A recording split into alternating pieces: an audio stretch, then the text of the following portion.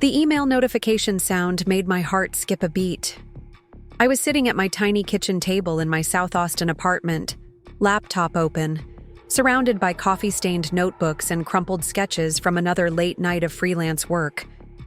The subject line read, TechFlow Solutions, Interview Confirmation. My hands actually trembled as I clicked it open.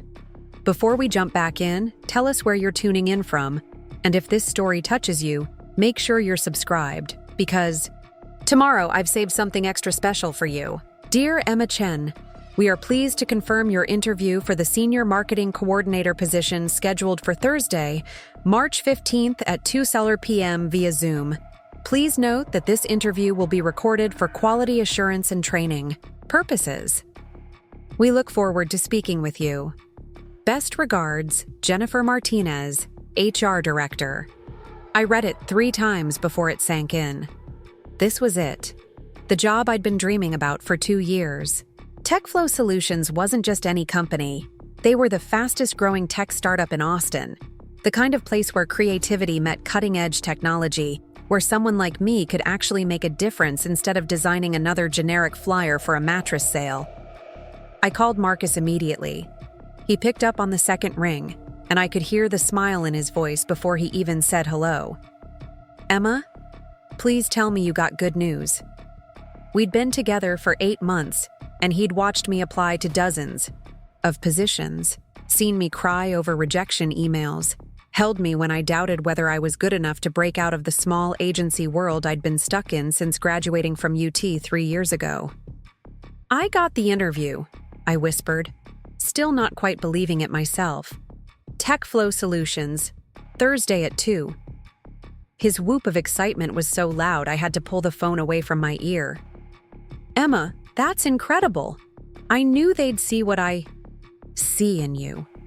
You're going to absolutely crush this interview. But even as I smiled, sharing his excitement, a knot formed in my stomach. There was one person I hadn't told about this opportunity yet, and I knew I'd have to eventually. My sister Rachel had always been the golden child, the one who landed the perfect job straight out of college, the one who seemed to glide through life while I stumbled and fought for every small victory. Growing up as the middle child in the Chen family meant living in Rachel's shadow from the day I could walk. She was 3 years older, 3 inches taller, and according to our parents, 3 times more successful at everything she touched. While I struggled with math homework, Rachel was winning academic competitions. While I painted watercolors in my bedroom, Rachel was captain of the debate team. While I worked part-time jobs to pay for college, Rachel received a full scholarship and graduated summa cum laude. The thing about being the overlooked sibling is that you develop a particular kind of resilience. You learn to celebrate your own victories quietly because nobody else will notice them anyway. You learn to pick yourself up when you fall because help isn't coming. And you learn to protect your dreams fiercely because they're the only things that truly belong to you. I'd always been creative.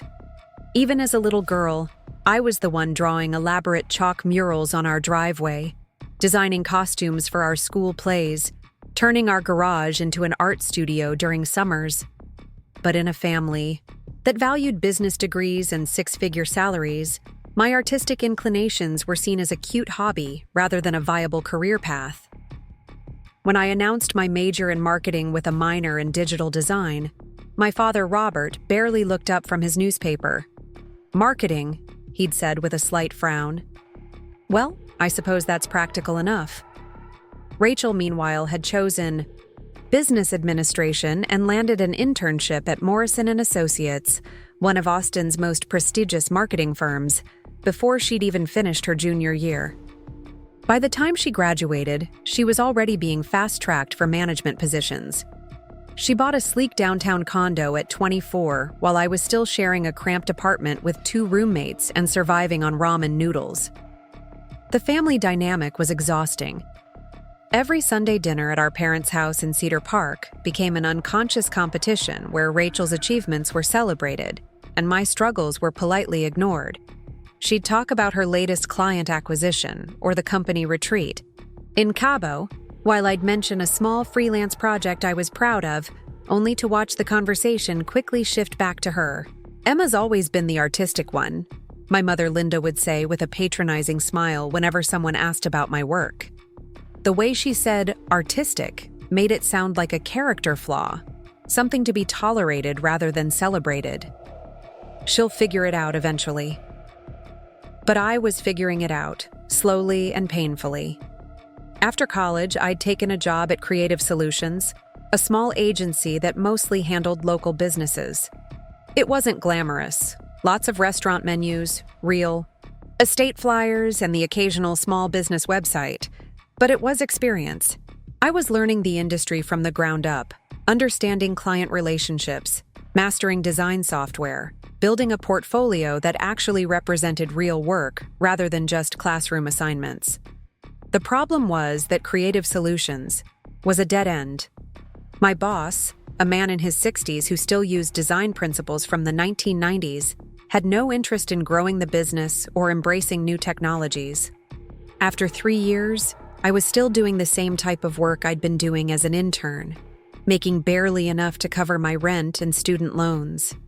I'd applied to dozens of larger agencies, but they all wanted someone with experience at a bigger firm.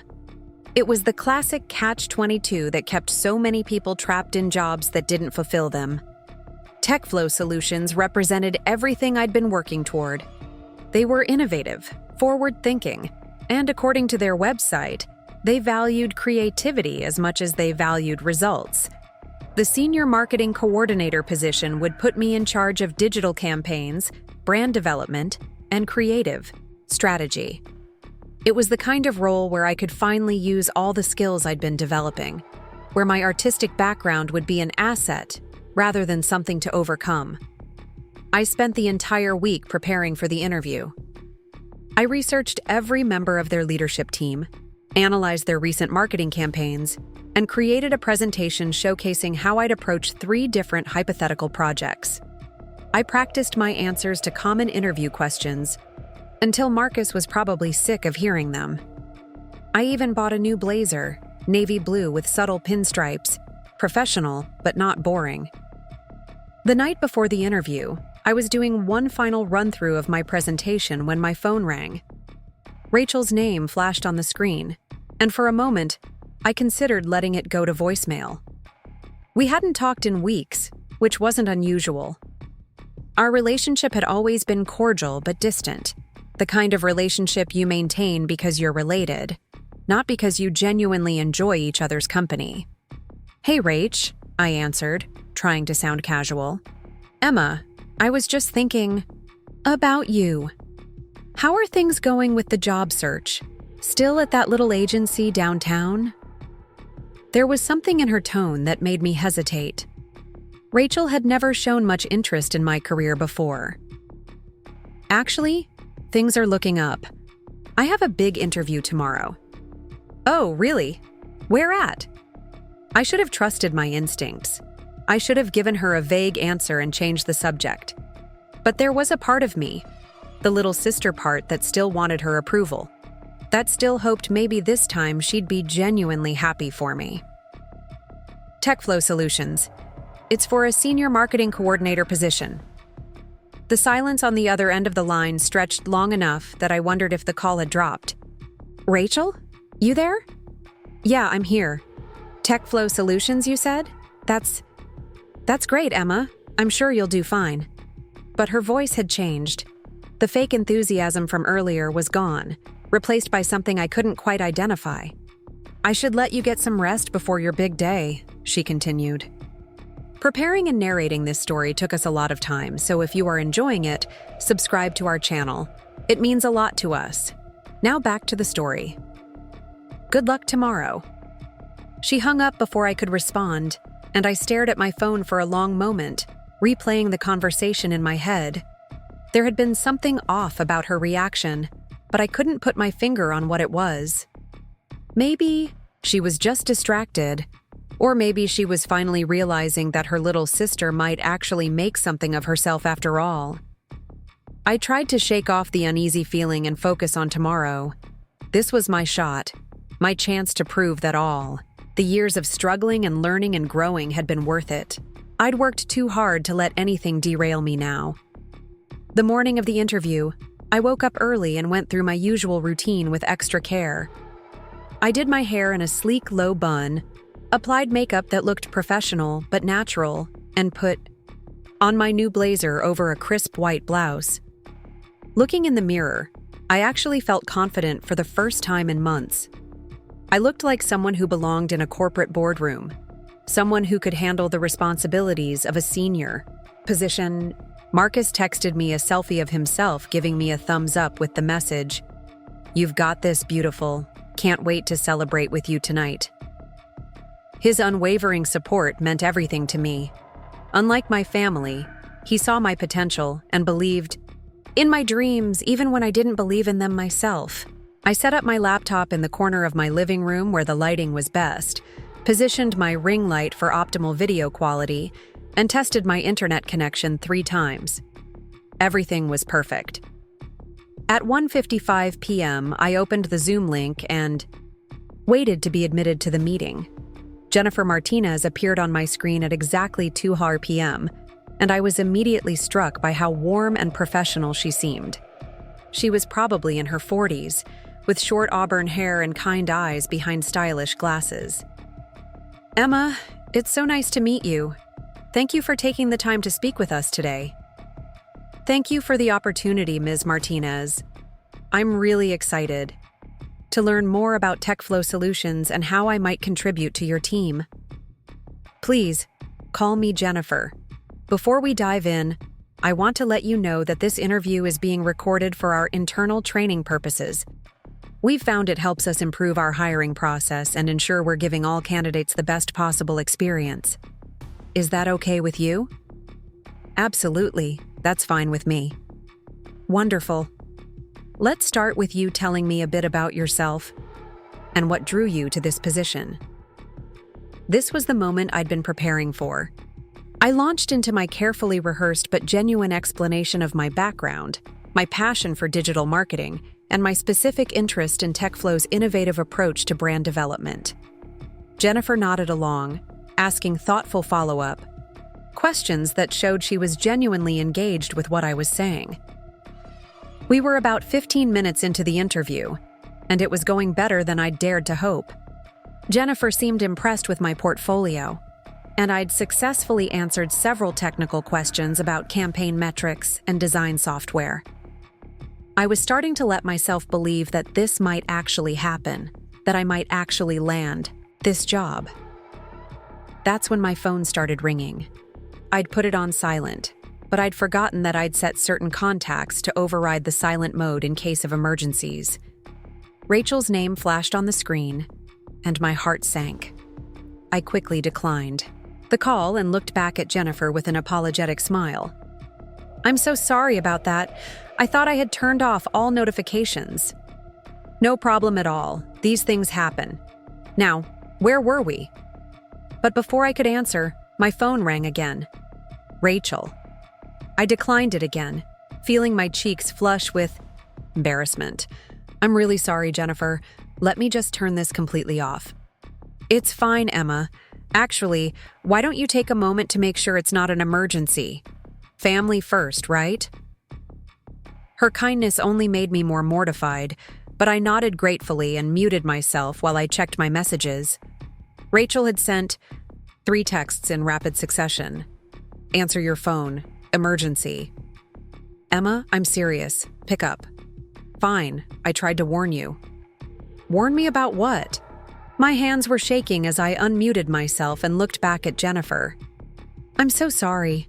There doesn't seem to be an actual emergency. My sister was just... Well, let's continue with the interview." Jennifer smiled. "Of course. I was actually about to ask you about handling pressure and unexpected situations, but I think you've just demonstrated that beautifully." We both laughed, and the tension I'd been feeling started to ease. The interview continued, and I felt like I was hitting every question out of the park. We discussed specific projects I'd worked on, my vision for digital marketing trends, and how I'd approach the challenges facing TechFlow's current campaigns. Jennifer seemed genuinely excited about the ideas I was presenting. Emma, I have to say, your portfolio is impressive, and your approach to integrated marketing campaigns is exactly what we're looking for. I think you'd be a great fit for our team. My heart soared. This was it. This was actually happening. There's just one more thing I'd like to discuss, Jennifer continued, and something in her tone made my stomach drop. We had an interesting call earlier today. Someone claiming to be a former colleague of yours reached out with some concerns about your work ethic and reliability. The world seemed to tilt sideways. I'm sorry, what? The caller identified herself as Rachel Chen, said she was your sister and that she'd worked with you on several projects. She expressed some concerns about your ability to handle deadlines and work collaboratively with team members. I felt like I was going to be sick. Rachel had called TechFlow. My own sister had sabotaged my interview. Jennifer, I can explain. Rachel is my sister, but we've never worked together professionally. She works for Morrison & Associates, a completely different company. I'm not sure why she would. I see. That's unusual. When someone calls with concerns about a candidate, we take it seriously. But this does raise some red flags about the caller's motivations rather than your qualifications. I could barely breathe. Everything I'd worked for, everything I'd dreamed about was crumbling around me because my own sister couldn't stand to see me succeed. Jennifer, I want to be completely transparent with you. My sister and I have a complicated relationship. I've never given her any reason to question my work ethic or reliability. In fact, I'm not sure she even knows the details of my professional experience. Jennifer was quiet for a moment, and I could see her processing this information. Emma, I appreciate your honesty. This is certainly an unusual situation. Can you provide me with some professional references who can speak to your work quality and reliability? Absolutely. I can send you contact information for my current supervisor, several clients I've worked with directly, and professors from my program at UT. That would be helpful. I'll be honest with you, Emma. Your interview has been excellent, and your portfolio speaks for itself. The call we received doesn't align with what I'm seeing from you today, which makes me question its validity. There was hope in her voice, but I could feel my chance slipping away. Even if Jennifer didn't believe Rachel's lies, the damage was done.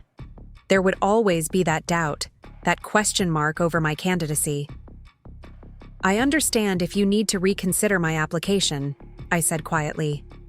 I just want you to know that everything I've shared with you today is genuine. This position means everything to me, and I would never do anything to jeopardize it. Let me review your references and discuss this with my team. I'll be in touch within the next few days. The interview ended shortly after that, and as soon as Jennifer's face disappeared from my screen, I broke down completely. I sobbed until my throat was raw, until my carefully applied makeup was streaked down my cheeks, until the weight of betrayal and disappointment felt like it might crush me entirely.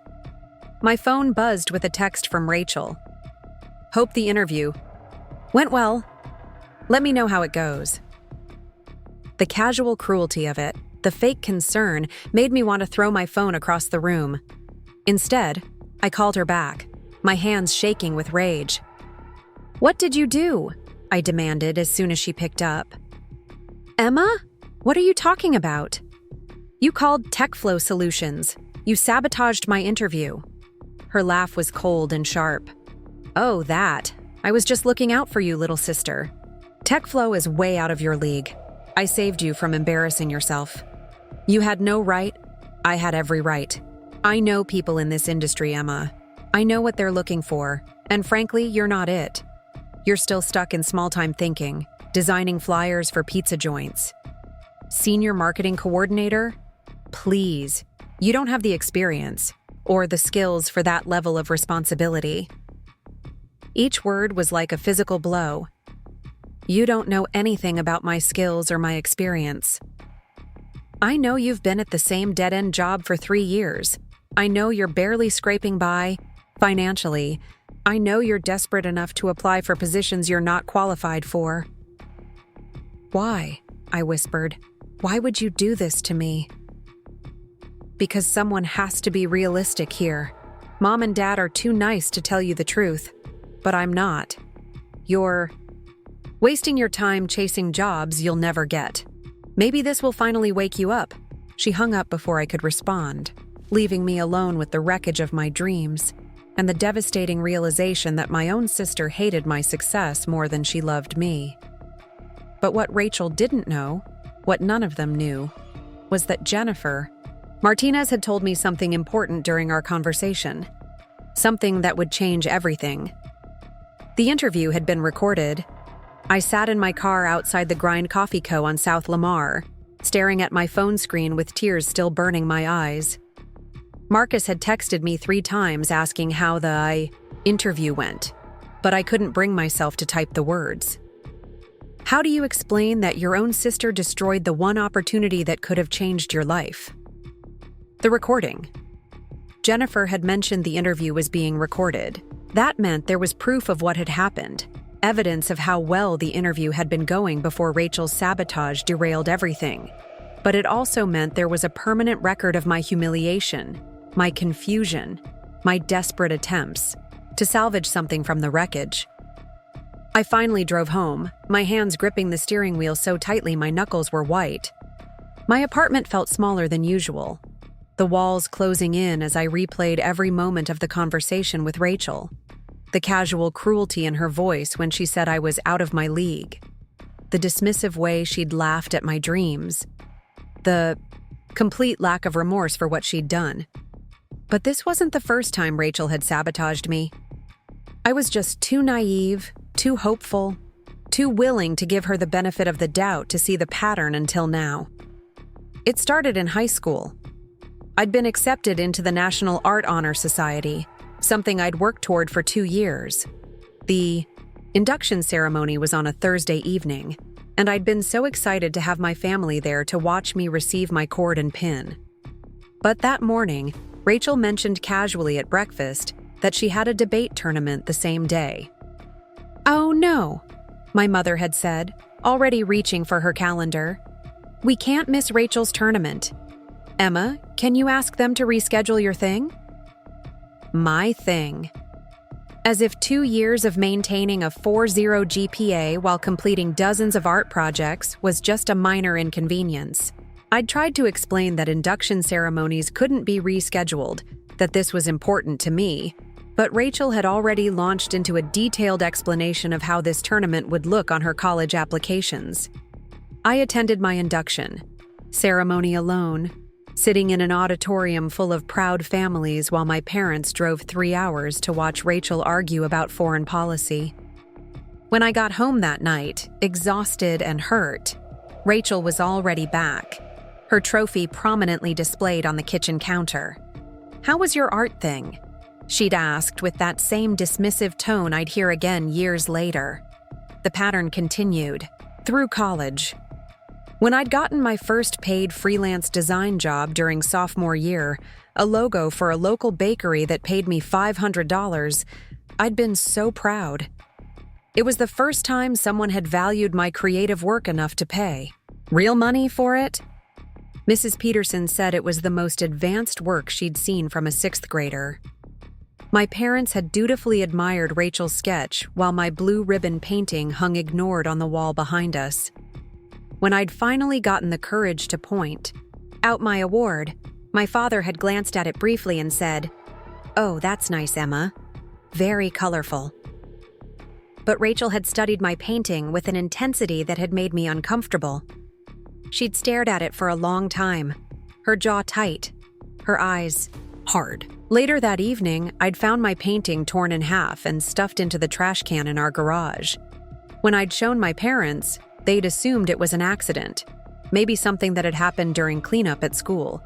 But I'd seen the look in Rachel's eyes. She couldn't stand that I'd won something she hadn't. She couldn't tolerate that her little sister might be better at something than she was. And apparently, 20 years later, nothing had changed.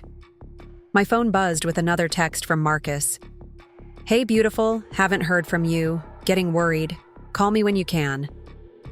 I finally called him back, and the moment I heard his voice, everything came pouring out. The interview, Rachel's. Sabotage.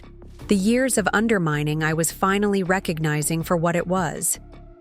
Marcus listened without interruption, letting me cry and rage and process the magnitude of what had happened. Emma, he said finally, his voice gentle but firm. You know this isn't about you, right?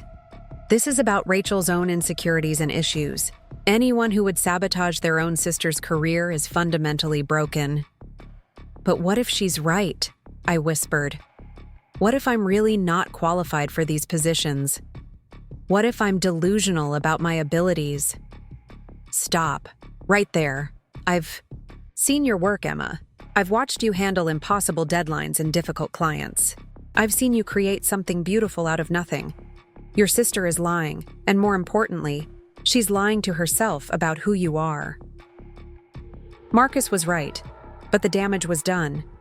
Even if I could prove Rachel had sabotaged me, my chance at TechFlow was probably over. Jennifer Martinez might be sympathetic, but no company wanted to hire someone who came with family drama and vengeful siblings making anonymous accusations. I spent the rest of the evening researching everything I could find about TechFlow Solutions, trying to understand exactly what I'd lost. Their website showcased the kind of innovative, boundary-pushing marketing campaigns I'd dreamed of creating. Their team page showed young, creative professionals working in a bright, modern office space that looked more like a tech startup than a traditional agency. The senior marketing coordinator position would have been perfect for me. According to the job description, they were looking for someone who could think outside traditional marketing boxes and bring fresh creative perspectives to established brands. It was exactly what I'd been preparing for during my 3 years at Creative Solutions, even if my boss hadn't appreciated my innovations. I found myself scrolling through LinkedIn, looking at the profiles of TechFlow's current employees. They came from diverse backgrounds, but many of them had started in smaller agencies before making the jump to TechFlow. Their career paths looked remarkably similar to mine. I wasn't overreaching or being unrealistic. I was exactly the kind of candidate they hired. That realization made Rachel's sabotage even more devastating. This wasn't her protecting me from inevitable disappointment. This was her actively preventing me from achieving something she knew I was capable of. But as I sat there in the growing darkness of my apartment, something began to shift inside me. The initial shock and heartbreak were giving way to something harder and more focused. Anger, yes, but also a strange kind of clarity. For years, I'd been making excuses for Rachel's behavior, attributing her cruelty to sibling rivalry or competitiveness. I'd minimized the impact of her actions, telling myself that maybe she didn't really mean to hurt me, that maybe I was being too sensitive or paranoid. But there was no explaining away what she'd done today. She had deliberately and maliciously sabotaged a job interview, then mocked me for being devastated by her betrayal. There was no ambiguity, no room for alternative interpretations. She had chosen to hurt me, and she had enjoyed doing it. The question now was what I was going to do about it. I thought about Jennifer Martinez mentioning that the interview was recorded. That recording would show exactly how well the interview had been going before Rachel's interference.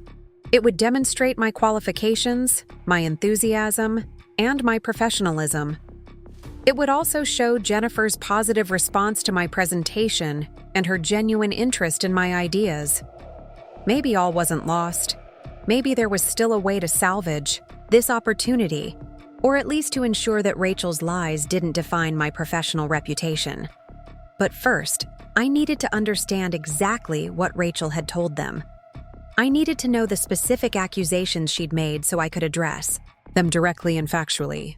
And I needed to gather evidence of my own professional competence and reliability. I spent the next several hours compiling every positive reference I could think of. Former professors who could speak to my work ethic and creativity. Clients, from my freelance projects, who had been thrilled with my results. Even my current boss at Creative Solutions, who might not be innovative but had never questioned my reliability or professionalism. I drafted careful emails to each of them, explaining that I was pursuing a significant career opportunity and asking if they would be willing to serve as professional references. I didn't mention Rachel's sabotage, but I did emphasize that I was particularly hoping they could speak to my ability to meet deadlines and work collaboratively with team members. By midnight, I had responses from 3 of my references, all of them enthusiastic and supportive. Dr. Rodriguez from UT had written, "Emma was one of the most dedicated and reliable students I taught in 15 years of academia. Her combination of creative talent and professional discipline is rare and valuable." Maria Santos from Local Eats had responded despite our complicated history. While our project ultimately didn't move forward due to external circumstances, Emma's work was exceptional and her professionalism throughout our collaboration was outstanding. Even my current boss had surprised me with his response. Emma consistently produces high-quality work under tight deadlines and maintains excellent relationships with all our clients. She would be a valuable addition to any marketing team. Reading these messages, I felt something I hadn't experienced in a long time: confidence in my own worth and abilities. These people had worked with me directly. They'd seen my actual performance, not Rachel's distorted version of it. Their opinions mattered more than my sister's jealousy-driven lies.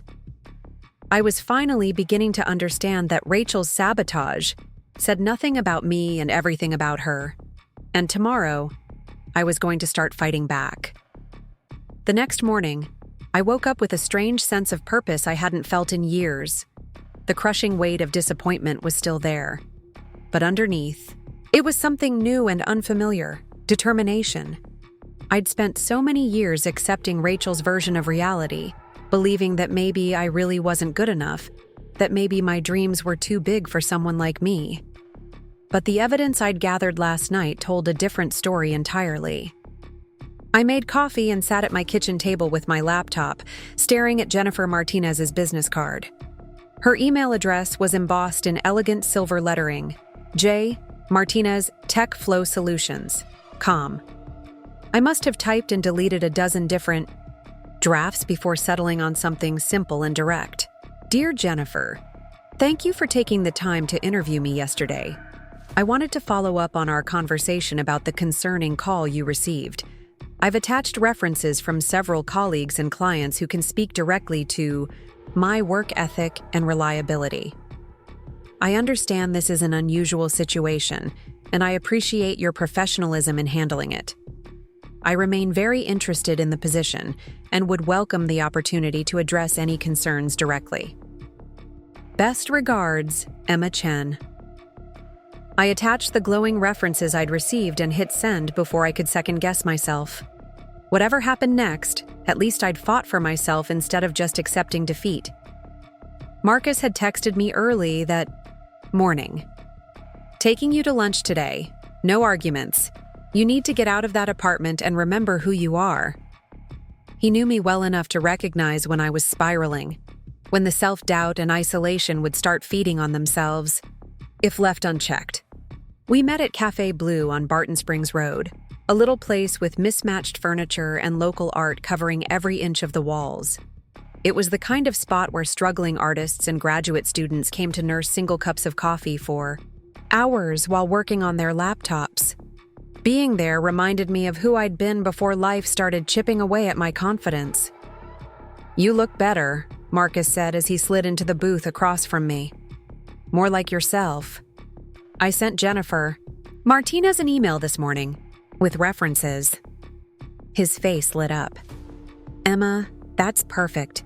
You're fighting back instead of just accepting what happened. I keep thinking about something you said last night, about how this says more about Rachel than it does about me. I stirred my coffee absently, watching the cream swirl into pale brown spirals. I've been so focused on defending myself that I never really thought about what would drive someone to do something like this. Marcus leaned forward, his expression serious. What do you mean? Rachel has everything: the successful career, the downtown condo, the respect of our parents. She's everything our family wanted in a daughter. So why does she need to tear me down? What is she so afraid of? It was a question that had been nagging at me since I'd woken up. Rachel's life looked perfect from the outside. She made good money, traveled frequently for work, dated successful men, and commanded attention wherever she went. But her constant need to sabotage my small victories suggested something deeper was going on.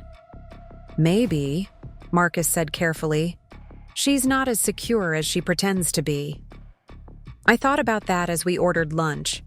Rachel had always been the golden child, but that came with its own pressure.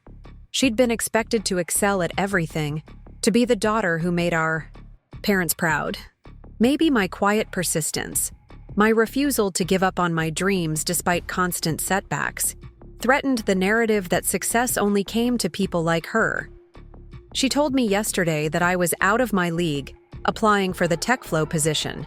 I said, but what if the real truth is that she's terrified I might actually be good enough? What if she's spent so much time believing she's inherently superior that the idea of me succeeding challenges her entire sense of self? Marcus nodded, slowly. That would explain why she's been sabotaging you for years instead of just ignoring you. If she really believed you weren't a threat, she wouldn't need to actively work against you. The realization was both liberating and heartbreaking. Liberating because it meant Rachel's actions weren't based on accurate assessments of my abilities. Heartbreaking because it meant my own sister saw me as such a threat that she felt compelled to destroy my opportunities. After lunch, I decided to visit Ashley Rodriguez, my best friend from college who now worked as a graphic designer for a nonprofit downtown. Ashley had always been brutally honest with me, never sugarcoating feedback about my work or my life choices. If anyone could give me an objective perspective on my situation, it would be her. I found her in her cramped office on the third floor of an old building near the Capitol, surrounded by half-finished poster designs for various fundraising campaigns. Ashley looked up from her computer screen and immediately knew something was wrong. What happened? You look like someone died. I told her everything. The interview, Rachel's sabotage, my growing understanding of the pattern of undermining that had been going on for years. Ashley listened without interrupting, her expression growing darker with each detail. That bitch, she said finally, with characteristic directness. Emma, I cannot believe you've been dealing with this for years without telling me. I didn't really understand what was happening until yesterday. I kept making excuses for her, thinking maybe I was being paranoid or oversensitive. Ashley shook her head firmly. No. What she did to your local eats project was fucking sabotage, and we both know it. Remember how devastated you were when that fell through? I wanted to drive to her office and confront her myself. You suspected? Her? Of course I suspected her. The timing was too convenient and the whole plagiarism accusation was so obviously fabricated. But you kept defending her, saying she would never do something like that because she's your sister.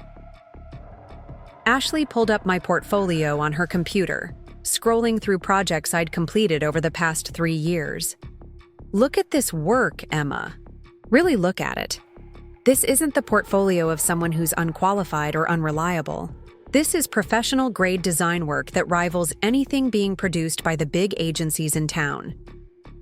She was right. Seeing my work displayed together like this, I could objectively assess the quality and progression of my skills. The branding package I'd created for a local yoga studio was sophisticated and cohesive. The website I'd designed for a small restaurant had increased their online orders by 40%. The marketing campaign I'd developed for a boutique clothing store had helped them expand from 1 location to 3. You know what pisses me off the most? Ashley continued. You've been so busy questioning yourself that you haven't recognized how much you've grown. 3 years ago, you were good but inexperienced. Now you're legitimately talented and professionally competent. Rachel sees that growth, and it scares the hell out of her. Ashley was right, but recognizing my own competence also made me angrier about what I'd lost. The TechFlow position wasn't just a job, it was the opportunity to finally work at this level my skills deserved. It was the chance to be surrounded by other creative professionals who would challenge and inspire me instead of holding me back. "What are you going to do about it?" Ashley asked. "I already sent Jennifer Martinez my references. I'm hoping that will be enough to counter whatever lies Rachel told them." "That's a good start, but it's reactive. What about being proactive? What about making sure Rachel can't do this to you again?" I'd been so focused on salvaging the TechFlow opportunity that I hadn't thought about protecting myself from future sabotage. But Ashley was right. Unless I addressed the root problem, Rachel would just find new ways to undermine me. I don't know how to stop her. She's family. I can't exactly file a restraining order against my own sister. No, but you can stop giving her access to information she can use against you. You can stop treating her like a trusted family member when she's proven repeatedly that she's not. That evening, I went through my social media accounts and adjusted all my privacy settings. I removed Rachel from my LinkedIn connections and blocked her from seeing my Instagram posts. I changed the privacy settings on my Facebook so she couldn't see my updates or photos. It felt strange, cutting my own sister out of my digital life, but it was necessary self-protection. I also made a list of all the times I could remember Rachel gathering information about my professional activities. The photos she'd taken of my local eats designs, the questions she'd asked about my job search, the casual inquiries about my freelance clients. Looking at it all together, it was clear she'd been conducting reconnaissance, collecting intelligence she could use against me when the opportunity arose. The next step was harder. I needed to stop confiding in her entirely. That meant no more sharing exciting news about potential opportunities, no more asking for her advice about career decisions, no more treating her like the supportive older sister I'd always hoped she could be. It was a kind of grief, mourning the relationship I'd wanted while accepting the reality of who Rachel actually was. But it was also empowering. For the first time in my adult life, I was choosing to protect myself instead of hoping she would change.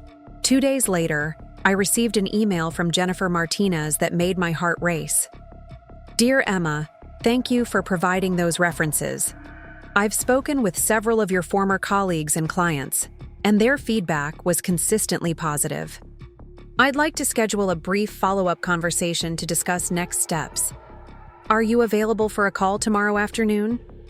I read the email 3 times before it sank in. She wanted a follow-up conversation? That had to be good news, right?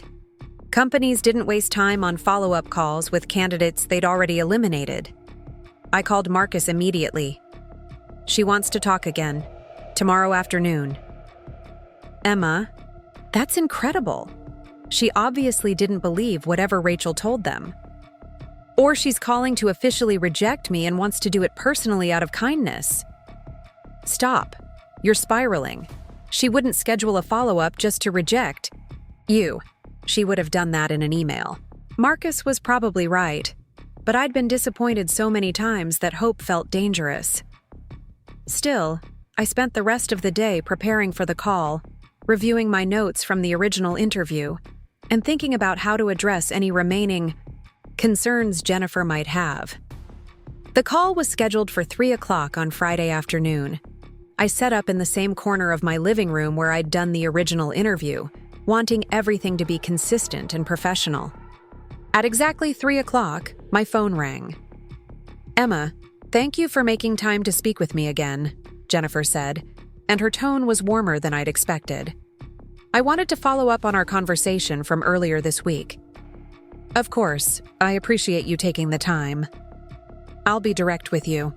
The references you provided were exceptional. Dr. Rodriguez spoke very highly of your work ethic and creativity. Maria Santos, despite the complications with your previous project, emphasized your professionalism and the quality of your work. Your current supervisor described you as one of the most reliable team members he's worked with." My heart was pounding. but I tried to keep my voice steady. I'm glad to hear that. Emma, I've been in HR for 15 years, and I've never encountered a situation quite like this. The discrepancy between the anonymous call we received and the feedback from your actual colleagues is so significant that it raised serious questions about the caller's motivations. I understand that this is an unusual situation. It is, but it's also illuminating.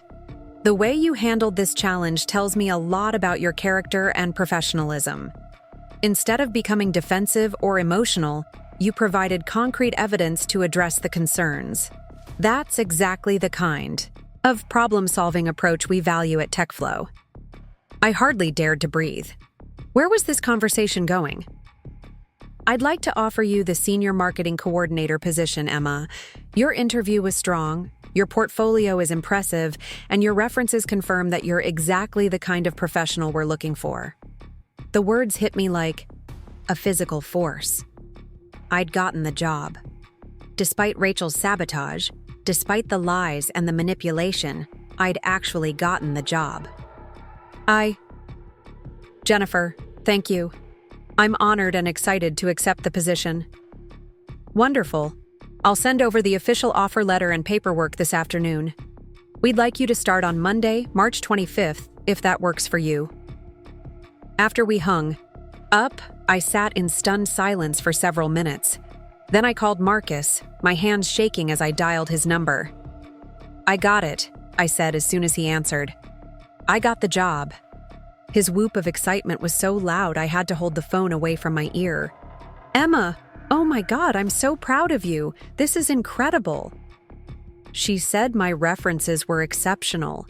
She said the way I handled the situation showed her the kind of professional they wanted to hire. Because it did. You didn't let Rachel's sabotage define you. You fought back with facts and professionalism instead of drama and emotion. That evening, as I sat on my couch with a glass of wine, processing everything that had happened, I realized something profound had shifted inside me. For years, I'd been living in fear of Rachel's disapproval, modifying my behavior and limiting my dreams to avoid triggering her jealousy. But this experience had shown me that her opinion of me was completely irrelevant to my actual worth and capabilities. The recording Jennifer had mentioned, the one that captured my original interview, had been crucial evidence of my qualifications, but it was also a metaphor for something larger. There was now a permanent record of who I really was when I wasn't being undermined or gaslit. The recording showed my competence, my enthusiasm, and my professionalism without Rachel's distorting influence. I thought about calling my parents to share the good news, but something held me back. This victory felt too precious, too hard-won, to risk having it diminished by their inevitable comparisons to Rachel's achievements. Instead, I savored it privately, letting myself feel proud and accomplished without anyone else's validation or approval. Monday morning couldn't come fast enough. I was finally going to work somewhere that valued creativity and innovation, somewhere that saw my potential instead of my limitations. But more importantly, I was going to work there as someone who had learned to fight for herself, someone who wouldn't be sabotaged again because she'd finally learned to recognize the warning signs. Rachel had inadvertently given me the greatest gift possible. She'd forced me to see my own strength and worth independent of her or anyone else's opinion. And that realization was worth more than any job, no matter how perfect. My first week at TechFlow Solutions exceeded every expectation I'd had about what work could be like. The office occupied 2 floors of a converted warehouse in East Austin, with exposed brick walls, soaring ceilings, and natural light streaming through massive windows. My desk overlooked a courtyard where food trucks rotated daily, and the entire space buzzed with creative energy that reminded me why I'd fallen in love with marketing in the first place. Jennifer Martinez had paired me with Cameron Wright, a senior creative director who'd been with the company for 3 years. Cameron was everything I'd hoped to work with: brilliant, collaborative, and genuinely excited about pushing creative boundaries. During my first project briefing, he spread out mood boards and campaign concepts that made my creative solutions work look elementary by comparison. "We don't do safe here," Cameron explained as we reviewed a campaign for a sustainable fashion brand. "Our clients come to us because they want to disrupt their markets, not blend in with everyone else. Your job is to help them be brave enough to stand out." I threw myself into the work with an intensity that surprised even me. All those years of creative frustration at my previous job came pouring out as I collaborated on campaigns that actually mattered. The sustainable fashion brand wanted to challenge fast fashion culture. A local tech startup needed help positioning themselves against industry giants. A nonprofit focused on urban farming required messaging that would resonate with both donors and community members. For the first time in my professional life, I was surrounded by people who valued innovation over tradition, who encouraged bold ideas instead of safe mediocrity. When I suggested an unconventional social media strategy for the urban farming nonprofit, Cameron didn't shut it down or ask me to make it more conservative. Instead, he helped me refine the concept until it was even stronger. "This is exactly the kind of thinking we need more of," he said after I'd presented my idea to the team. "You're not letting preconceived notions about what nonprofit marketing should look like limit your creativity." The validation was intoxicating. After 3 years of having my ideas dismissed or watered down, being encouraged to think bigger and bolder felt like permission to be myself professionally for the first time. But even as I settled into my new role, I couldn't shake the awareness that Rachel was out there, probably plotting her next move. She hadn't contacted me since the day she'd sabotaged my interview, but I knew her well enough to recognize that her silence didn't mean she'd given up. If anything, my success at TechFlow would only fuel her need to tear me down. I was right to be cautious. The test came during my 3rd week, when I was working late on a presentation for a potential client. The office was mostly empty, just a few developers working on code in the main workspace, while I put finishing touches on a creative brief in one of the conference rooms. My phone buzzed with a text from an unknown number. "Emma, this is Kevin Walsh, Rachel's boyfriend. We need to talk. Can you meet me for coffee tomorrow morning? It's important." I stared at the message for a long moment. Kevin was Rachel's latest relationship, a marketing executive at a mid-size firm downtown. They'd been dating for about 6 months, and from what I'd seen on social media, he seemed nice enough. But why would he want to meet with me? And why wasn't he using his own phone number? Against my better judgment, I agreed to meet him at a neutral location, the Starbucks, on Congress Avenue during my lunch break the next day. I arrived early and claimed a corner table where I could see the entrance, still not entirely sure what to expect. Kevin arrived exactly on time, looking nervous and constantly checking over his shoulder as if he expected to be followed. He was tall and lean with dark hair and kind eyes, but today those eyes held a tension that immediately put me on alert. "Thank you for meeting me," he said as he sat down across from me. "I wasn't sure you would." I almost didn't. "What's this about?" "Kevin?" He ran his hands through his hair and took a deep breath. "Rachel doesn't know I'm here. If she found out, she'd probably break up with me on the spot." "Then why are you here?" "Because what she did to you was fucked up, and I can't pretend." "I don't know about it anymore." My stomach dropped. "What exactly do you know?" Kevin pulled out his phone and opened up a voice recording app. She recorded herself making the call to TechFlow Solutions. She played it for me that night, laughing about how she'd torpedoed your interview. She thought it was hilarious. The blood drained from my face. She recorded it? The whole thing.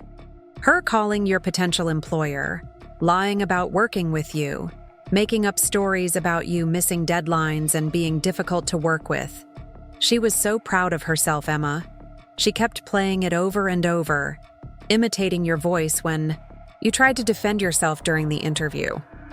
I felt physically sick. It was one thing to know Rachel had sabotaged me. But learning that she'd recorded it, that she'd turned my humiliation into entertainment, was a level of cruelty I hadn't imagined even from her. "Why are you telling me this?" Kevin looked genuinely pained. "Because I've been watching her for weeks now, and I'm starting to understand that this isn't the first time she's done something like this.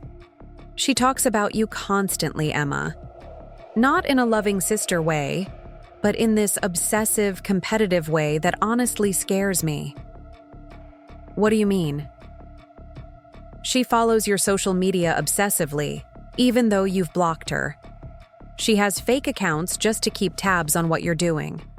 She knew about your TechFlow interview because she'd been monitoring your LinkedIn activity and saw when you started following their company page." The revelation hit me like a physical blow. Even when I'd thought I was protecting myself by blocking her, she'd found ways to continue her surveillance. The fake accounts explained how she'd known about opportunities I'd never mentioned to anyone in the family. "There's more," Kevin continued. "She's been bad-mouthing you to people in the marketing community for months, spreading rumors about your reliability, questioning your qualifications, making sure that certain opportunities don't make it to your attention." "How do you know all this?" "Because she involves me in it. She asks me to mention concerns about you to colleagues to subtly discourage people from hiring you or collaborating with you. She frames it as protective, like she's trying to save people from a bad experience." I leaned back in my chair, overwhelmed by the scope of Rachel's campaign against me. It wasn't just the occasional sabotage, it was systematic character assassination, designed to isolate me professionally and personally. "Kevin, why are you telling me this? You're dating her. This doesn't exactly reflect well on your judgment." He winced. "Because I'm starting to realize that anyone capable of doing this to their own sister is capable of doing it to anyone, including me, and because you deserve to know what you're really dealing with." Kevin reached into his jacket and pulled out a flash drive. "The recording is on here, along with screenshots of her fake social media accounts and some text conversations where she discusses her plans to undermine you. I copied everything before I came here."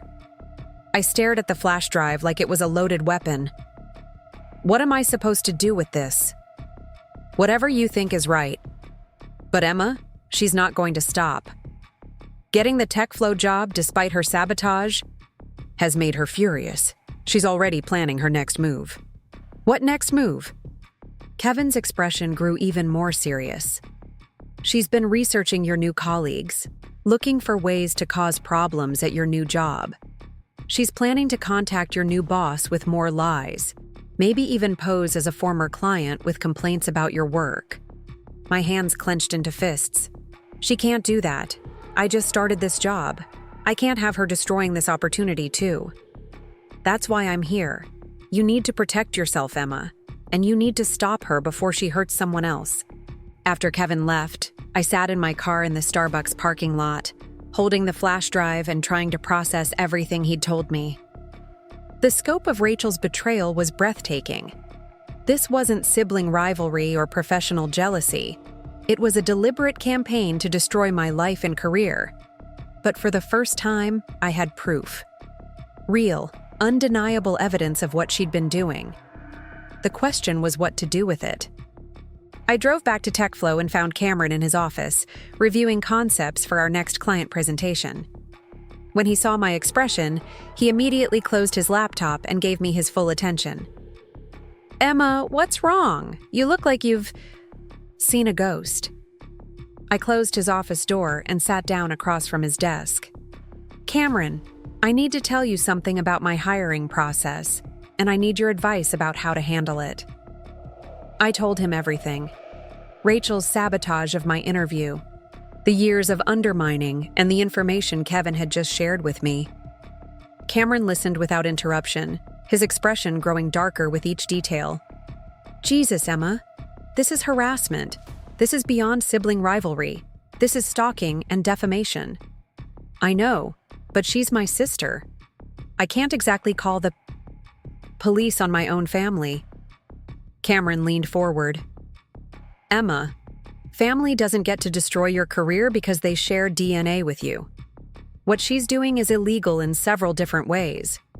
He was right, but the idea of taking legal action against Rachel felt overwhelming and terrifying. It would mean acknowledging publicly that my own sister hated me enough to systematically destroy my professional reputation. It would mean admitting to the world that my family was fundamentally broken. What if I just confront her directly? I asked. Show her the evidence and demand that she stop? Cameron shook his head. People who are capable of this level of manipulation don't respond to confrontation with remorse. They escalate. If you warn her that you have evidence, she'll just get better at hiding her sabotage. Then what do you suggest? Document everything. Keep detailed records of any future harassment. And consider consulting with an employment attorney about your options. But most importantly, tell Jennifer about this. She needs to know that your family situation might affect the company. That evening, I met Marcus for dinner at a quiet restaurant on South 1st Street. I handed him the flash drive Kevin had given me and watched his face as he listened to Rachel's recorded call to TechFlow Solutions on his laptop. The recording was even worse than I'd imagined. Rachel's voice was calm and professional as she identified herself as a former colleague who had worked with me on several projects. She spoke with the authority of someone sharing legitimate concerns about a problematic employee. "I feel obligated to let you know that Emma has significant issues with deadlines and communication." Her voice came through the laptop speakers. "She's creative, I'll give her that, but she's unreliable and can be difficult to work with when she doesn't get her way. I've seen her miss important deadlines and blame others when projects don't go well." The lies were so specific, so professionally damaging, that any reasonable employer would have serious concerns about hiring me. But what made it truly sickening was the note of satisfaction in Rachel's voice, the barely concealed pleasure she took in each fabricated deficiency. Marcus closed the laptop and stared at me with a mixture of rage and disbelief. "Emma, this is sociopathic behavior. Normal people don't do things like this." "I know, but what am I supposed to do about it?" "You're supposed to stop protecting her. You're supposed to stop making excuses for her. And you're supposed to make sure she can never do this to you or anyone else again." That night, I lay awake thinking about everything Kevin had told me. Rachel's surveillance, her fake social media accounts, her plans to sabotage my new job. The pattern was clear and disturbing. She wouldn't stop until she'd completely destroyed my professional reputation. But I also thought about something else Kevin had said. Rachel was already planning to target my new colleagues at TechFlow. That meant she wasn't just threatening me anymore. She was threatening innocent people who had done nothing except offer me an opportunity. Cameron was right about one thing. I needed to tell Jennifer what was happening. Not just to protect myself, but to protect the company from whatever Rachel was planning next. The next morning, I requested a private meeting with Jennifer. She could tell from my demeanor that it was serious, so she cleared her schedule and closed her office door.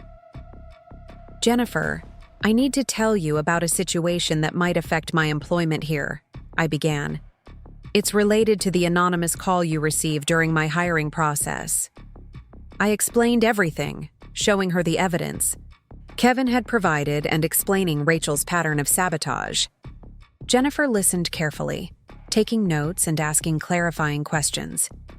"Emma, I'm going to be direct with you. This is concerning, but it's not concerning in the way you might think. What concerns me isn't your family situation. It's that you've been dealing with this level of harassment without support. I don't want this to affect my job here. I know it's messy and unprofessional." Jennifer shook her head firmly. "What's unprofessional is using false information to sabotage someone's career. What you're dealing with is harassment, and TechFlow has policies in place to protect our employees from exactly this kind of situation." "What does that mean?" "It means that if your sister contacts anyone at this company with false information about you, we'll treat it as what it is: harassment of an employee. We'll document it, We'll report it to the appropriate authorities if necessary, and we'll take whatever steps are needed to protect you and our company." The relief I felt was overwhelming. For years, I'd been fighting Rachel's sabotage alone, making excuses for her behavior and trying to work around her interference. For the first time, I had institutional support, people who saw her actions as unacceptable rather than something I should just tolerate because she was family. "There's one more thing," Jennifer continued. "I want you to consider filing a police report about the harassment. Not just for your protection, but because this kind of behavior usually escalates if it's not addressed directly." As I walked back to my desk, I realized that everything was about to change. For years, I'd been reactive, trying to recover from Rachel's attacks after they'd already done their damage. But now I had evidence, I had support, and I had the beginnings of a plan to end her campaign of sabotage permanently. The question was whether I had the courage to follow through. I spent the weekend researching employment attorneys in Austin, reading reviews and trying to find someone who specialized in workplace harassment cases. The whole process felt surreal, like I was living someone else's life. Normal people didn't have to hire lawyers to protect themselves from their own siblings. But then again, Rachel had stopped being a normal sister years ago. Monday morning brought an email that made my blood run cold. It was from someone named Sarah Mitchell, claiming to be a former client of mine, sent directly to Jennifer Martinez's work email address. The subject line read, "Concerns about recent hire, Emma Chen." I forwarded the email to Jennifer immediately and requested another private meeting. When I arrived at her office, she already had the email pulled up on her screen and her expression was grim. "This arrived this morning," she said without preamble. "The sender claims you completely botched a rebranding project for her small business and cost her thousands of dollars in lost revenue." My heart was pounding, but I forced myself to stay calm. "Jennifer, I've never worked with anyone named Sarah Mitchell. This is exactly what Kevin warned me about." I figured as much. The timeline in the email doesn't match your employment history, and the accusations are remarkably similar to the ones made in the anonymous phone call. "But Emma, this is escalating." Jennifer was right. Rachel wasn't content to sabotage one interview. She was now actively trying to get me fired from the job I'd already secured. The fictional Sarah Mitchell email was detailed and professional, describing a supposedly disastrous project where I'd allegedly missed deadlines, ignored client feedback, and delivered substandard work that had damaged her business. "What should we do?" I asked. "I'm forwarding this to our legal department and to the police. This crosses the line from harassment into criminal impersonation and defamation." "But Emma, I need you to understand something. TechFlow isn't going to let this slide. We protect our employees, and whoever is doing this just made it our problem, too." Jennifer's support was reassuring, but I knew Rachel well enough to recognize that this was just the beginning. If creating fake clients didn't work, she'd escalate to something worse. The pattern had always been the same. When one level of sabotage failed, she'd find a more devastating approach. That afternoon, I finally made the call I'd been avoiding. I contacted Rebecca Park, an employment attorney whose office was near downtown Austin. Her assistant scheduled me for an emergency consultation the next day. Rebecca's office was in a sleek building on Lavaca Street, all glass and steel that reflected the afternoon sun.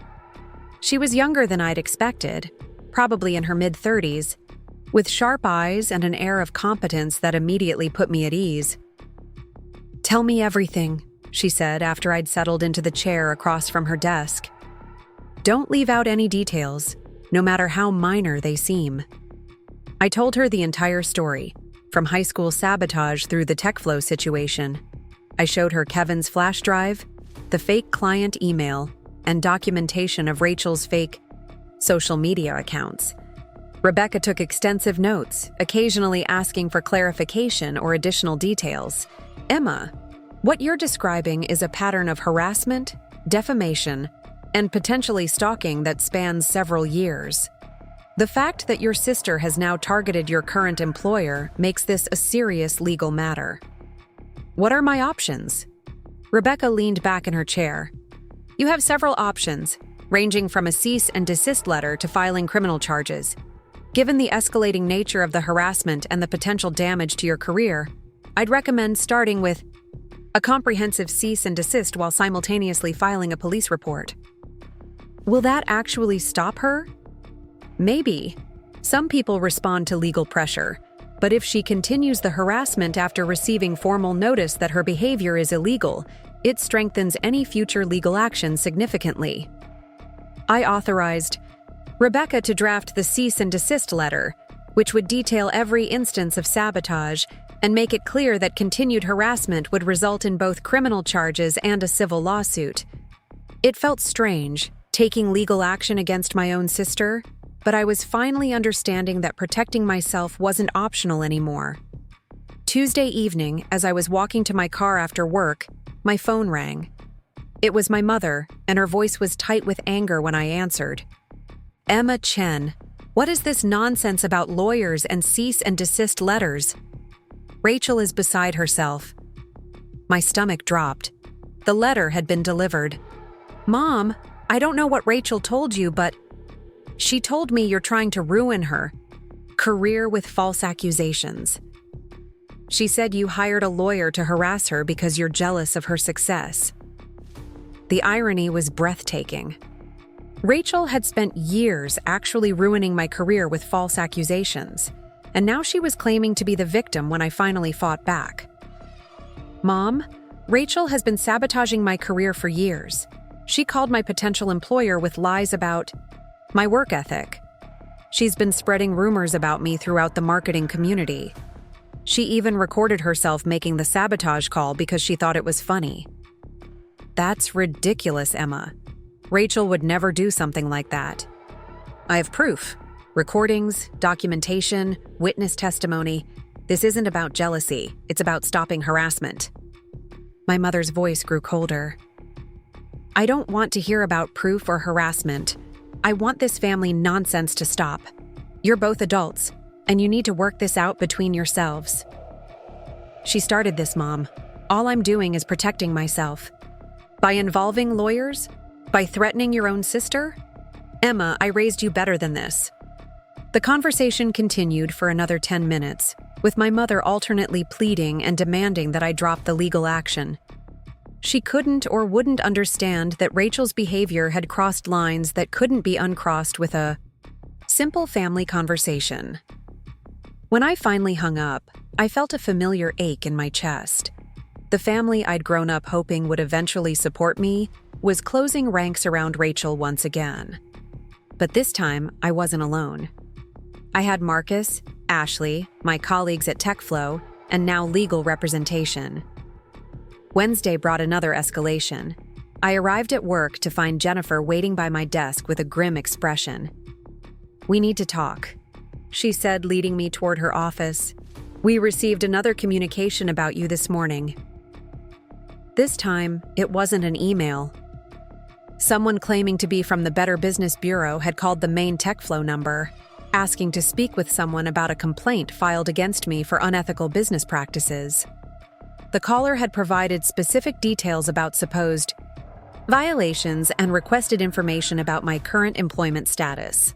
The caller said there was an ongoing investigation into my consulting work. I told Jennifer after she'd explained the situation, but I've never done independent consulting that would fall under BBB jurisdiction. I know, our receptionist was smart enough to ask for detailed information about the complaint, and the caller hung up when pressed for specifics. But Emma, this is getting serious. Someone is systematically trying to destroy your professional reputation. Jennifer had already contacted TechFlow's legal department, and they were pursuing charges for harassment and attempted fraud. But I knew this was just the beginning of Rachel's response to the cease and desist letter. That evening, I met Marcus for dinner at our favorite Vietnamese restaurant on East Cesar Chavez. He could tell from my expression that the situation had worsened. She's not backing down, I said as soon as we'd ordered. If anything, the legal letter has made her more aggressive. Marcus reached across the table and took my hand. Emma, you can't let her scare you into backing down. You finally have the upper hand here. Do I? She's escalating faster than I can respond. Every day there's a new fake complaint or false accusation. How do I fight someone who has no limits? By refusing to be intimidated, by documenting everything and letting the legal system handle her, by remembering that you're not the person who started this war. Marcus was right, but I was exhausted by the constant vigilance required to protect myself from my own sister.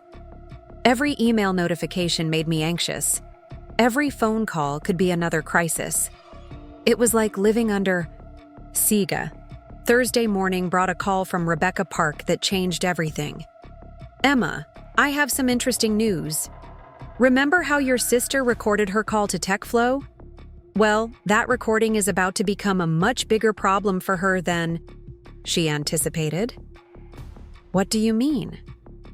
Texas is a one-party consent state for recording conversations, which means it was legal for her to record her call. But using that recording to commit fraud and harassment changes the legal implications significantly. The recording she's so proud of is actually evidence of criminal behavior. Rebecca explained that she'd been in contact with the Austin Police Department's cybercrimes unit. The systematic nature of Rachel's harassment, combined with the documented false accusations and impersonation, met the legal definition of criminal stalking and harassment. They want to interview you this afternoon. They're also planning to interview Kevin Walsh about the evidence he provided. Emma, this isn't just a civil matter anymore. Your sister could be facing criminal charges. The interview with Detective Maria Santos took place at the downtown police station in a small, sterile room that smelled like industrial cleaner and old coffee.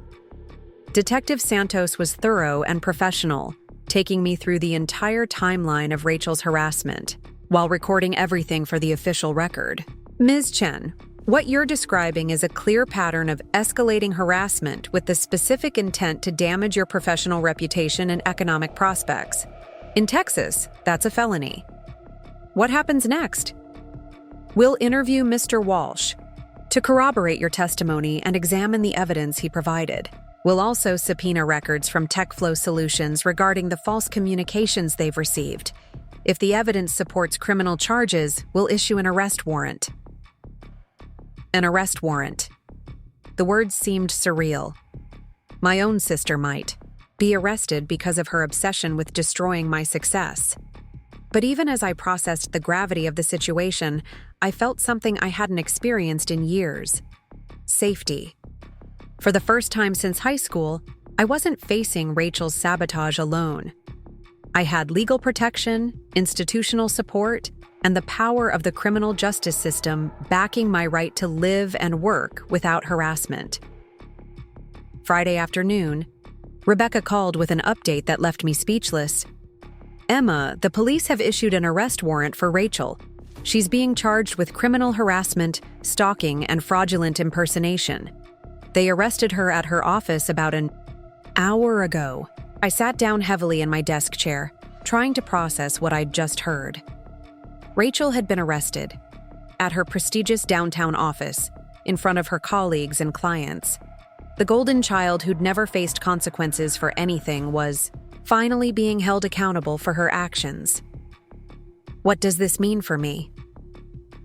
It means the harassment stops now. As a condition of her bail, she'll be legally prohibited from contacting you or anyone associated with your employment. Any violation of that order will result in immediate rearrest. That evening, my phone exploded with calls and texts from family members. My parents were frantic, demanding to know how I could have my own sister arrested. My brother Tyler was confused and angry, caught between his loyalty to Rachel and his growing understanding of what she'd actually done. But the call that surprised me came from Kevin Walsh. Emma, I wanted you to know that I testified to the police today. I told them everything about Rachel's behavior, including things I didn't mention when we met for coffee. What things? Kevin's voice was quiet and tense. She's been planning this campaign against you for over a year. She has files on her computer with detailed information about your work history, your clients, even your personal relationships. She's been collecting ammunition to use against you whenever you showed signs of professional success. The scope of Rachel's obsession was staggering. This wasn't impulsive sibling rivalry. It was calculated psychological warfare designed to prevent me from ever achieving independence or success. There's something else, Kevin continued. She's not just targeting you anymore. She's been doing research on Marcus, looking for ways to sabotage your personal relationship too. She has screenshots of his social media, information about his work, even photos she took of you two together without your knowledge. My blood ran cold. Marcus had nothing to do with our sibling conflict, but Rachel had decided he was also a target simply because he made me happy. Kevin, thank you for coming forward. I know this can't be easy for you. It's the right thing to do. And Emma, I broke up with her last week. I can't be with someone who's capable of this level of cruelty toward their own family. Saturday morning, I drove to my parents' house in Cedar Park for the confrontation I'd been avoiding for weeks. They'd demanded a family meeting to discuss this legal nonsense, and I'd finally agreed to attend. I found them in the living room where we'd had so many Sunday dinners, where Rachel's achievements had been celebrated while mine were ignored. But today, the atmosphere was different. The golden child was in jail, and they were finally being forced to confront the reality of who she actually was. Emma, sit down, my father said, his voice heavy with exhaustion. We need to understand. What's happening here? I remained standing. What's happening is that Rachel has been systematically sabotaging my career for years, and I finally decided to protect myself. My mother's eyes were red from crying. She made some mistakes, Emma, but having her arrested seems extreme. She's your sister. She recorded herself sabotaging my job interview because she thought it was entertaining. She created fake social media accounts to monitor my activities. She contacted my current employer with false accusations designed to get me fired. These aren't mistakes, Mom. This is harassment. For the first time in my adult life, I told my parents exactly what Rachel had done and how their enablement had allowed it to continue. I described every incident of sabotage, every instance where they'd chosen to protect her instead of acknowledging my pain.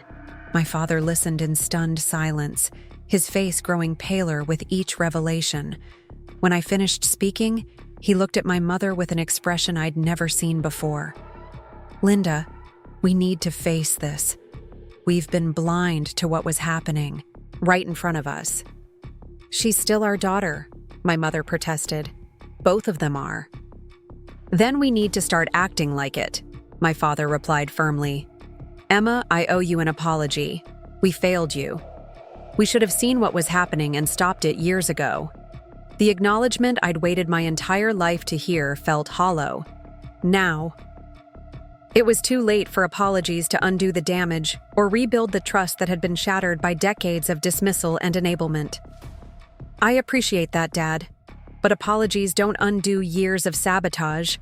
I can't pretend we're a normal family when one sister has spent years trying to destroy the other's life. My mother looked stricken. What does that mean for us? For the family? It means that until Rachel gets serious help and makes genuine amends, I won't be participating in family events where she's present. It means that my relationship with both of you depends on your willingness to acknowledge reality instead of pretending everything is fine. I left their house feeling drained but oddly peaceful.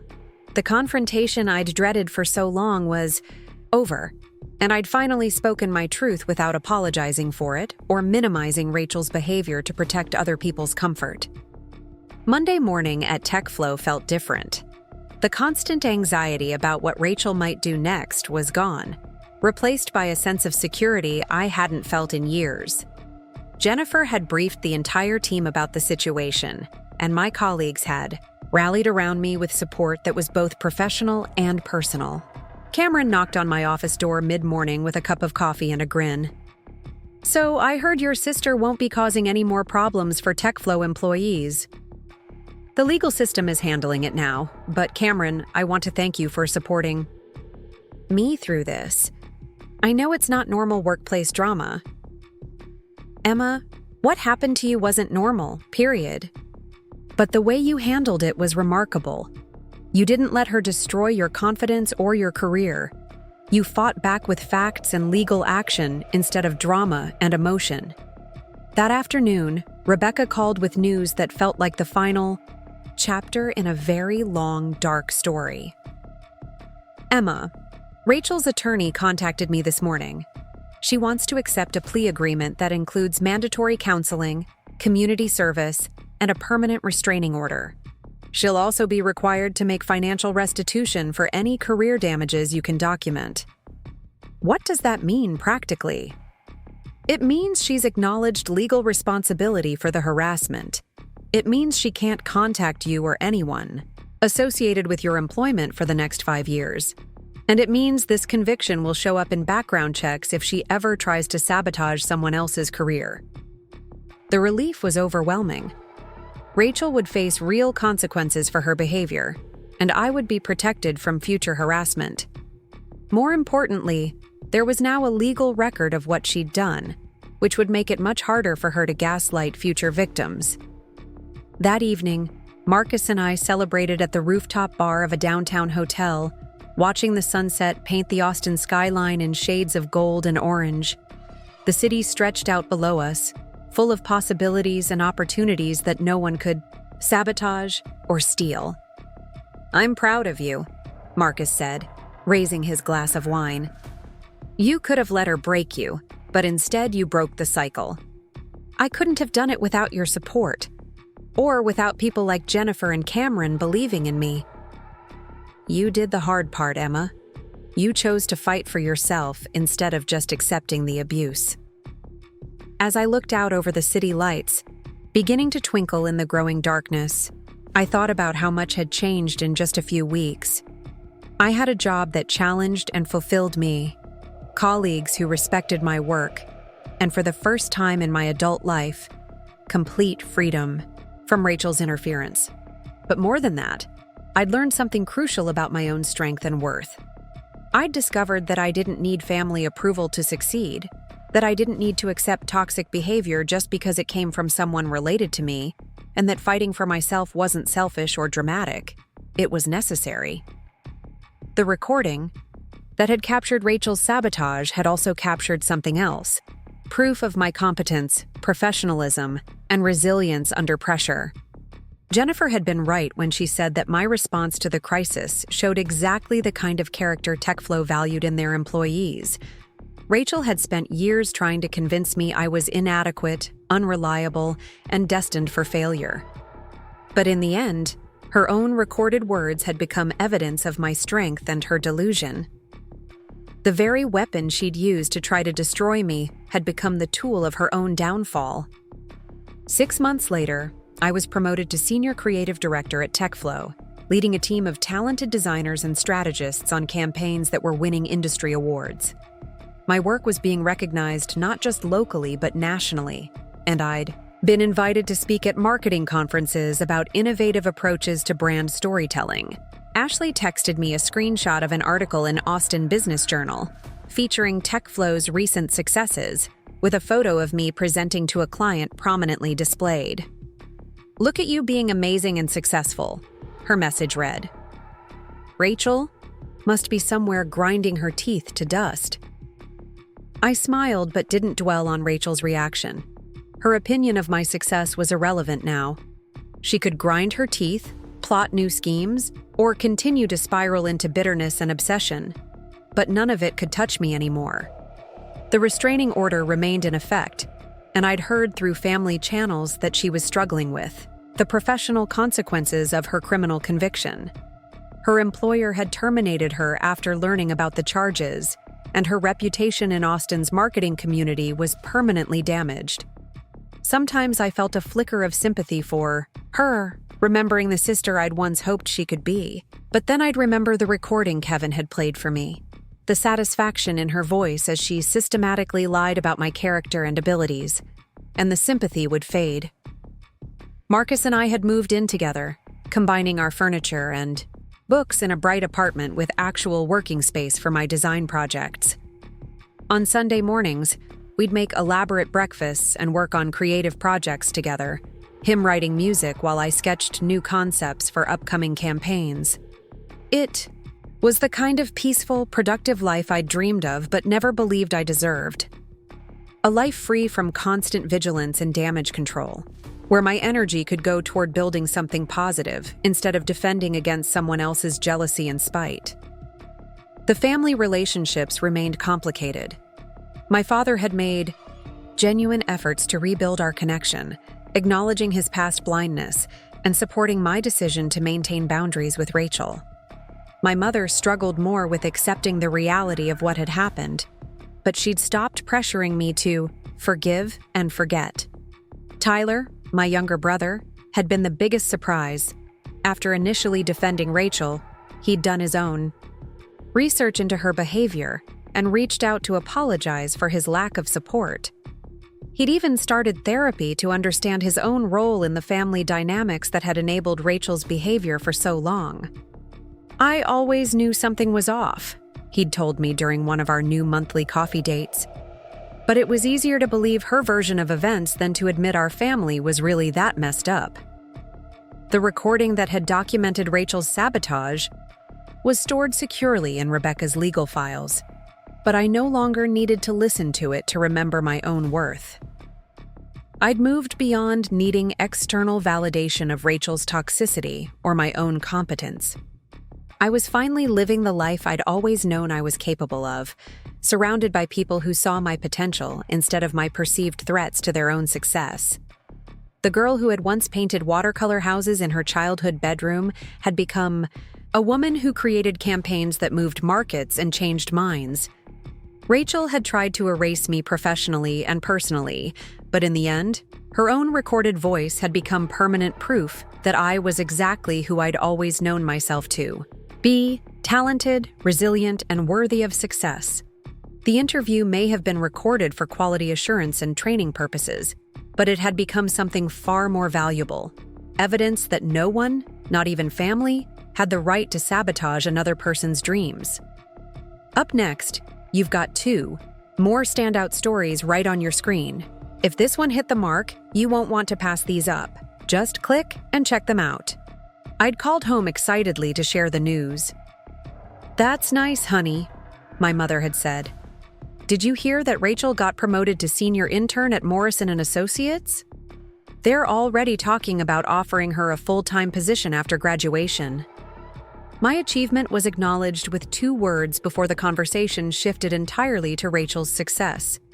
It was like being slowly erased, having your accomplishments diminished until you started to believe maybe they weren't accomplishments at all.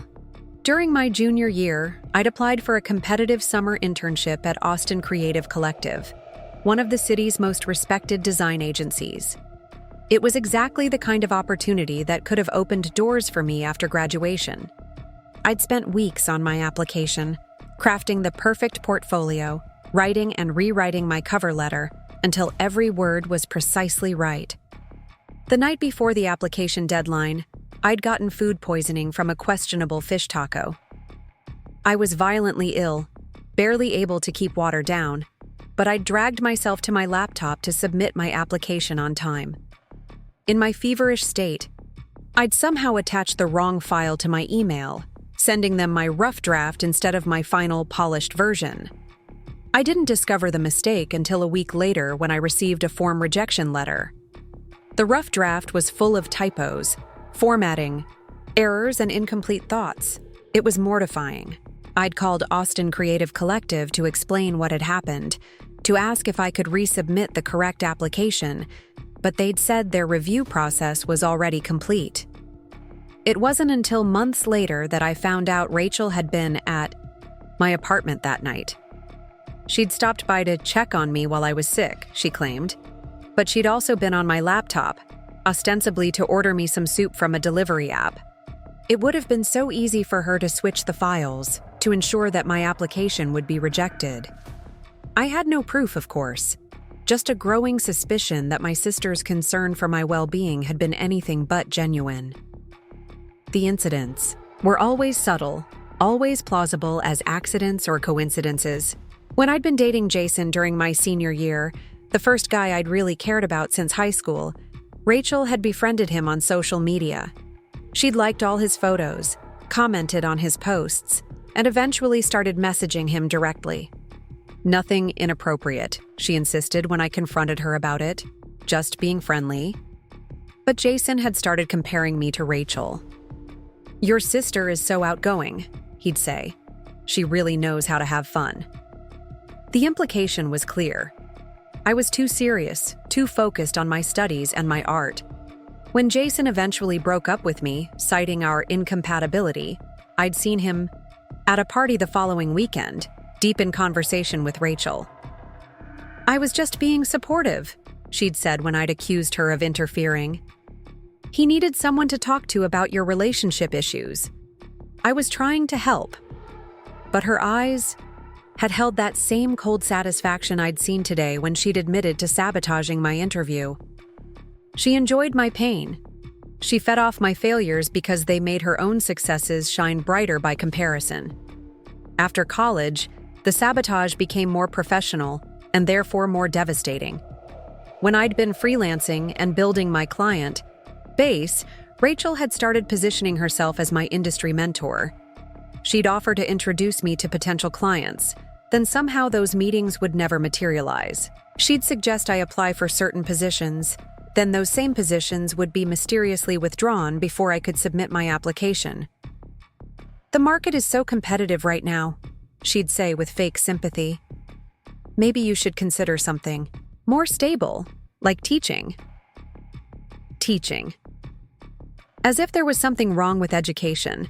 But coming from Rachel, it was clearly a suggestion to lower my expectations, to accept something lesser than what I truly wanted. The worst incident had happened 8 months ago. I'd been working with a small startup called Local Eats, designing their entire brand identity from scratch. It was the biggest project I'd ever landed on my own, worth almost $10,000, and the kind of work that could lead to referrals and bigger opportunities. I'd spent 3 months developing their logo, website, marketing materials, and packaging design. The client, Maria Santos, had been thrilled with my work. She'd told me it was exactly what she'd envisioned for her company, that my designs captured the artisanal, community-focused feeling she wanted to convey. We were scheduled to finalize everything and launch their website the following week. Then Maria had called me on a Tuesday morning, her voice tight with anxiety. "Emma, I need to ask you something directly. Did you steal these designs from another company?" My blood had gone cold. "What? No, absolutely not. Every piece of this brand was created specifically for Local Eats. Why would you ask that?" I received an anonymous email with screenshots of very similar designs used by a company in Portland. The layouts are nearly identical, and some of the graphic elements are exactly the same. I'd felt physically sick. "Maria, I swear to you, I created everything from scratch. Can you forward me that email? Let me see what you're talking about." When the email arrived, my hands had trembled as I opened the attachments. The designs were indeed similar to mine, but they weren't identical. More importantly, when I'd checked the metadata on the images, they'd been created 2 days after I'd sent my final drafts to Maria. Someone had deliberately copied my work and made it look like I'd copied theirs. The email address was a generic Gmail account, clearly created specifically to send this accusation. But the timing was suspicious, and the attention to detail suggested someone with design knowledge and access to my files. Maria had been apologetic, but firm.